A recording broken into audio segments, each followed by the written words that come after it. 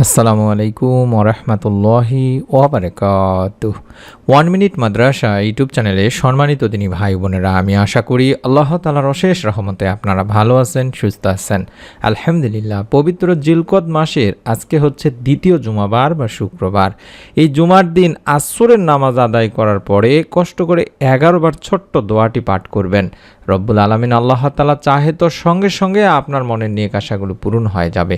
মাগরিবের আগে আল্লাহ তাআলা চাহে তো আপনি সুসংবাদ পাবেন মনের নেক আশা পূরণের। তাই অনুরোধ করছি, পরীক্ষিত আমলের ভিডিওটি অবশ্যই আপনারা একবার হলেও করবেন। এই উদ্দেশ্যে বা নিয়ত করে ভিডিওটি সম্পূর্ণ দেখুন।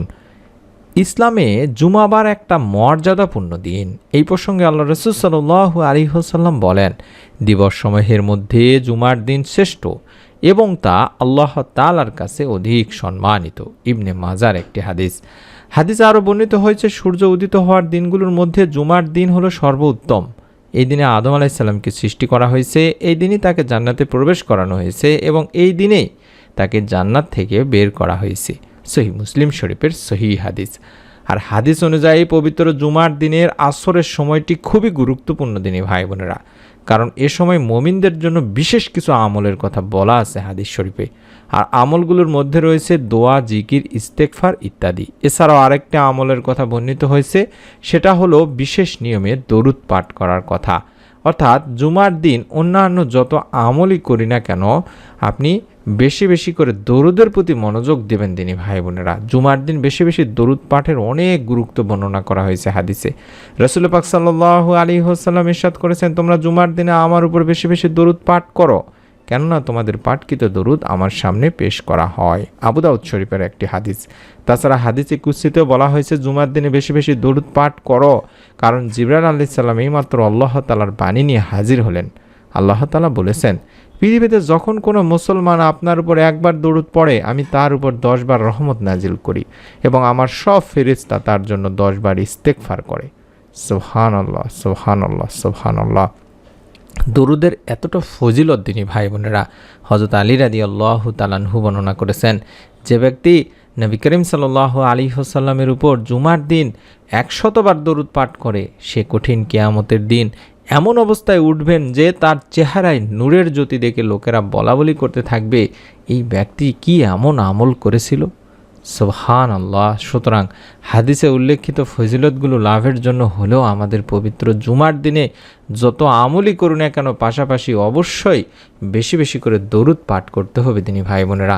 মহান আল্লাহ নিজেও প্রিয় নবী সাল্লাল্লাহু আলাইহি ওয়াসাল্লামের উপর দরুদ অবতীর্ণ করেন, ফেরেশতারাও নবী করিম সাল্লাল্লাহু আলাইহি ওয়াসাল্লামের প্রতি রহমত ও বরকত কামনা করেন। হে মুমিন, তোমরাও তার উপর দরুদ পাঠ করো এবং সালাম প্রেরণ করো। সূরা আহজাবের 56 নম্বর আয়াতে আল্লাহ তাআলা নিজেই বলেছেন। তাই পবিত্র জুমার দিন যেহেতু আসর থেকে শুরু করে মাগরিব পর্যন্ত এই সময়টিতে দোয়া কবুল হয় থাকে দিনী ভাই বোনেরা। জাবের ইবনে আব্দুল্লাহ রাদিয়াল্লাহু তাআলা আনহু থেকে হাদিসটিতে বলা হয়েছে, যেখানে আল্লাহ রাসূল সাল্লাল্লাহু আলাইহি ওয়াসাল্লাম বলেন, তোমরা জুমার দিনে 12 ঘন্টার মধ্যে এমন একটা সময় সম্পর্কে জেনে রাখো, যদি কোনো মুসলিম এই সময়টি পায় এবং এই সময়টিতে আল্লাহ তাআলার কাছে কিছু চায় অর্থাৎ প্রার্থনা করে, তাহলে মহান ও সর্বশক্তিমান আল্লাহ রব্বুল আলামিন তাকে তার সেই চাহিদাটা দিয়ে দেন, পূরণ করে দেন, মনের নেক আশা পূরণ করে থাকেন, আল্লাহ তাকে তা দান করেই থাকেন। সুবহানাল্লাহ। এই মুহূর্তটি তোমরা আসরের শেষ সময়ে অনুসন্ধান করো। আবু দাউদ শরীফে বলা হয়েছে। অর্থাৎ আমাদেরকে জানতে হবে বা জেনে রাখা আমাদের জরুরি যে আসরের শেষ সময় কোনটি। আসরের শেষ সময় বলতে সূর্য ডোবার আগ মুহূর্ত এই সময়টিকে বোঝানো হয়েছে, যেটা আব্দুল্লাহ ইবনে সালাম রাদিয়াল্লাহু তাআলা আনহু বর্ণনা করেছেন যে শুক্রবারে আসরের পর থেকে সূর্যাস্ত পর্যন্ত দোয়া কবুল হয়। বিখ্যাত সিরাত গ্রন্থে বর্ণিত হয়েছে যে জুমার দিন আসরের নামাজ আদায় করার পরে দোয়া কবুল হয়। এটি জাদুল মাওয়াদের বিখ্যাত সিরাত গ্রন্থ জাদুল মাওয়াদে বলা হয়েছে দিনী ভাই বোনেরা। তাহলে বুঝতে পারলেন যে আসর থেকে শুরু করে আমরা যদি সূর্য ডোবার আগ পর্যন্ত বেশি বেশি দরুদ পাঠপূর্বক মনের নেক আশা পূরণের জন্য আমরা চাইতে পারি আল্লাহ তাআলার কাছে, আল্লাহ তাআলা আমাদের চাওয়াগুলো ইনশাআল্লাহ পূরণ করেই দেবেন। প্রথমেই আপনারা আগে কম করে হলেও 11 বার যে কোনো দরুদ পড়ে নেবেন আসরের নামাজ আদায় করার পরে। চাইলে আমি যে ছোট দরুদগুলো দেখায় দিচ্ছি এই দরুদগুলোর মধ্যে যে কোনো একটি দরুদ কিংবা সবগুলোই অন্তত 11 বার করে পড়ে নিতে পারেন, অথবা দরুদে ইব্রাহিম যেগুলো আছে সেগুলোও পড়ে নিতে পারেন, অর্থাৎ দরুদে ইব্রাহিম যেটা আমরা নামাজের বৈঠকে পড়ি তিনি ভাই বোনেরা সেটাও পড়ে নিতে পারেন, অথবা এখান থেকে যে কোনো একটি দরুদ 11 বার পড়তে পারেন বা সবগুলোই 11 বার করে পড়তে পারেন। আল্লাহুম্মা সাল্লি আলা মুহাম্মাদি ওয়া আলা আলি মুহাম্মাদ এতটুকু পড়তে পারেন 11 বার করে, অথবা আল্লাহুম্মা সাল্লি ওয়া সাল্লিম আলা নাবিয়িনা মুহাম্মাদ এটুকু পড়তে পারেন 11 বার, অথবা শুধুমাত্র সাল্লাল্লাহু আলাইহি ওয়াসাল্লাম এভাবে 11 বার পড়তে পারেন। তারপরে মনের যত নেক আশাগুলো আছে পূরণের জন্য এই দোয়াটি পড়বেন।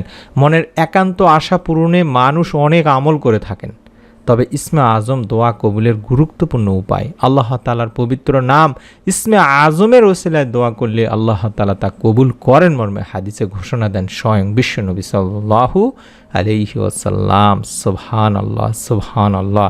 হযরত আব্দুল্লাহ ইবনে রুবাইদ আল আসলামী রাদিয়াল্লাহু তাআলা আনহু তার বাবা থেকে বর্ণনা করেছেন, রাসূল পাক সাল্লাল্লাহু আলাইহি ওয়াসাল্লাম এক ব্যক্তিকে তার দোয়া এভাবে বলতে শুনলেন। আমি যে দোয়াটি দেখায় দিচ্ছি এটি হচ্ছে সেই ইসমে আজমের দোয়া। এই দোয়াটির মাধ্যমে আল্লাহ তাআলার কাছে চাওয়া হলে আল্লাহ তাআলা তার সেই চাওয়া পাওয়াগুলো পূরণ করে থাকেন, মনের নেক আশা কবুল করে থাকেন। আল্লাহুম্মা ইন্নী আসআলুকা বিআন্নী আশহাদু আন্নাকা আনতাল্লাহু লা ইলাহা ইল্লা আনতাল আহাদুস সামাদুল্লাযী লাম ইয়ালিদ ওয়া লাম ইউলাদ ওয়া লাম ইয়াকুল লাহু কুফুয়ান আহাদ। আশা করছি আপনারা মোবাইলের দোয়াটির স্ক্রিনশট নিয়ে নিয়েছেন, দেখে দেখে হলেও অবশ্যই পড়বেন। অন্তত কম করে হলেও 11 বার দরুদ পড়ার পরে দোয়াটি 3 বার পাঠ করবেন। এই দোয়াটিতে আমরা বলছি যে হে আল্লাহ আমি তোমার কাছে প্রার্থনা করছি আর সাক্ষ্য দিচ্ছি যে তুমি একমাত্র আল্লাহ, তুমি ছাড়া অন্য কোনো মাবুদ নেই, তুমি একক সত্তা স্বয়ং সম্পূর্ণ, যিনি কাউকে জন্ম দেননি এবং তিনি যিনি কাউকে জন্ম দেননি এবং তাকেও কেউ জন্ম দেয়নি, আর তার সমকক্ষ বা সমান কেউ নেই। সুবহানাল্লাহ। বর্ণনাকারী বলেন রাসূল পাক সাল্লাল্লাহু আলাইহি ওয়াসাল্লাম ওই ব্যক্তির মুখে এই বাক্যগুলো শুনে তখন বললেন, সেই সত্তার, সেই মহান সত্তার শপথ যার হাতে আমার জীবন, নিঃসন্দেহে লোক আল্লাহ তাআলার অর্থাৎ মহান রব আল্লাহ তাআলার মহান নামের অর্থাৎ ইসমে আজমের নামের ওসিলায় আল্লাহ তাআলারই কাছে প্রার্থনা করেছে বা চেয়েছে।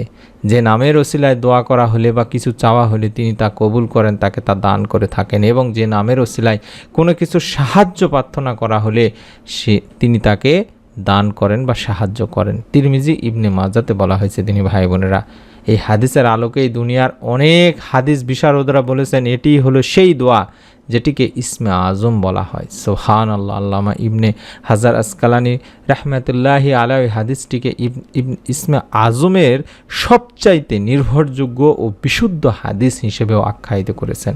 সুবহানাল্লাহ সুবহানাল্লাহ। তাই এই ইসমে আজম পড়ে আল্লাহ তাআলার কাছে আমাদের মনের সমস্ত আশা আকাঙ্ক্ষা পূরণের দোয়া করলে অবশ্যই আল্লাহ তাআলা বান্দার মনের সব ভালো নেক ও কল্যাণকর আশা আকাঙ্ক্ষাগুলো পূরণ করবেনই করবেন ইনশাআল্লাহ। সুতরাং আমাদের মুমিন মুসলমানের উচিত হবে নিজের একান্ত কল্যাণকর চাওয়া পাওয়া পূরণে আল্লাহর প্রতি আন্তরিকতা, ভালোবাসা, শ্রদ্ধা, বিশ্বাস, ভক্তি এবং আস্থা ভরসা রেখে সংক্ষেপে এই ইসমে আজমের আমলটি করা, আল্লাহকে ডেকে ডেকে মনের চাওয়া পাওয়াগুলো পূরণের আবেদন করা। আমরা মন থেকে দোয়া করি, আপনারাও মন থেকে আমলটি করুন, নিয়ত করে আমলটি করুন। অন্তত কিভাবে নিয়ত করবেন সেটি বলে দিচ্ছি। আপনি যখনই একটা নিয়ত করবেন মনে মনে, যদি সাক্ষী রাখতে চান তাহলে ভিডিওটিতে অন্তত একটি করে আমিন লেখে কমেন্ট করুন যে আল্লাহ আমি নিয়ত করলাম এই আমিন লেখার কমেন্টের ওসিলায় আমার মনের নেক ও ভালো ইচ্ছাগুলো তুমি পূরণ করে দাও। হতে পারে আপনার নেক সন্তান প্রয়োজন, হতে পারে ধন সম্পদের অভাব অনটনের মধ্যে আছেন, কিংবা পেরেশানি দুশ্চিন্তার মধ্যে আছেন, চাকরি বাকরি নেই, অভাব অনটনের মধ্যে আছেন। যে কোনো ধরনের নেক কল্যাণকর আশাগুলো যদি আল্লাহ তাআলার কাছে এই দোয়ার মাধ্যমে ইসমে আজমের দোয়াটির মাধ্যমে যদি চাইতে পারেন, কয়েকবার দরুদ পাঠ করে, কয়েকবার ইস্তেগফার পাঠ করে, পবিত্র জুমার দিন আসর থেকে শুরু করে মাগরিব পর্যন্ত দোয়া কবুলের পরীক্ষিত এই সময়টিতে, প্রমাণিত এই সময়টিতে এবং অবশ্যই যদি আপনি মন থেকে নিয়ত করে আমলটি করতে পারেন, রব্বুল আলামিন আপনাকেও নিরাশ করবেন না ইনশাআল্লাহ। আমরাও মন থেকে আপনাদের জন্য দোয়া করি। আল্লাহ তাআলার কাছে বেশি বেশি করে আপনারা আমাদের জন্য দোয়া করবেন। আপনাদের জন্য আমরা বেশি বেশি করে দোয়া করছি। আল্লাহ রব্বুল আলামিন যেন আমাদের সকলের মনের ভালো নেক ইচ্ছাগুলো পূরণ করেন, দুনিয়া আখিরাতে শান্তি দান করেন, আমিন। নতুন আমলের ভিডিও পাওয়ার জন্য অবশ্যই প্রত্যেক ভিডিওতে অনুরোধ করে থাকি অসংখ্য দিনী ভাই বোন ভিডিওগুলো দেখেন, পরবর্তীতে আমাদের নতুন আমলের ভিডিওগুলো আর পান না, খুঁজে পান না বা দেখতে পান না। আপনাদের জন্য অনুরোধ করব অবশ্যই চ্যানেলটি সাবস্ক্রাইব করে যদি রেখে দেন, তাহলে আমাদের প্রত্যেকটি ভিডিও অন্যান্য ভিডিও দেখার সময় চলে আসবে আপনার কাছে। সকলেই ভালো থাকুন, সুস্থ থাকুন। আল্লাহ তাআলা আপনাদের মনের নেক আশা পূরণ করুন, আমিন। আসসালামু আলাইকুম ওয়া রাহমাতুল্লাহি ওয়া বারাকাতুহু।